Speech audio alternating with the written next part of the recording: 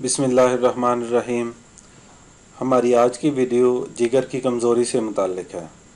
इस वीडियो में हम इसकी मुकम्मल तफसील, इसके असबाब, इसकी अलामात और इलाज वगैरह के बारे में बात करेंगे।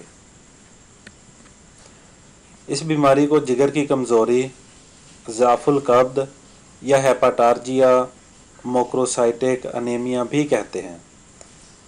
मज़ीद आगे बढ़ने से पहले मेरी आप लोगों से गुजारिश है कि हमारी वीडियो को लाइक करें, शेयर करें और हमारे चैनल को सब्सक्राइब करें।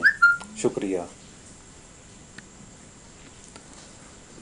इस बीमारी में जिगर की जितनी कुव्वतें होती हैं, मसलन कुव्वत दाफ़े, कुव्वत जाज़बा, कुव्वत हाज़मा, कुव्वत मास्का, इनमें से किसी एक में या फिर तमाम कुव्वतों में ख़राबी पैदा हो जाए तो जिगर के अफ़आल में नुक्स वाक़या हो जाता है। इसे ज़ाफ़ जिगर या जिगर की कमज़ोरी कहते हैं। ये मर्ज़ उस वक़्त पैदा होता है जब जिगर में बरोदत यानी जिगर में सर्दी या ठंडक बढ़ जाए या फिर मरतूब अशिया का इस्तेमाल कसरत से किया जाए। धूप या सफ़र करने के बाद फ़ौरन ठंडा पानी पी लिया जाए। जिगर में खून या सफ़रा की ज़्यादती हो जाए तो हरारत एतदाल से बढ़कर जिगर को कमज़ोर कर देती है। औरतों में अयाम हैज़ के दौरान ख़राबी का पैदा होना वगैरह इसके असबाब हैं।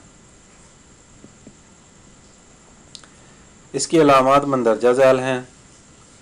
जब ग़िज़ा का जौहर जिगर में पहुँच जाता है तो 1.5 घंटे बाद जिगर का हल्का हल्का दर्द होने लगता है।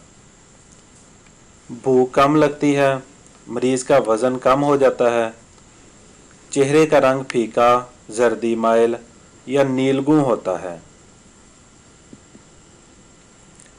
नब्ज़ कमज़ोर हो जाती है, ज़ुबान और होंठ सफ़ेद हो जाते हैं।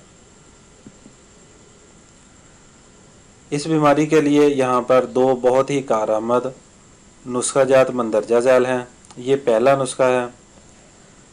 इसमें ये तमाम चीज़ें लें, इनका सफ़ूफ़ तैयार करें और रोज़ाना 1 ता 2 ग्राम सुबह दोपहर शाम इस्तेमाल करें। दूसरा नुस्खा मंदरजा झैल है।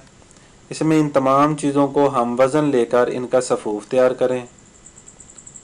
2 या 3 ग्राम सुबह दोपहर शाम दें।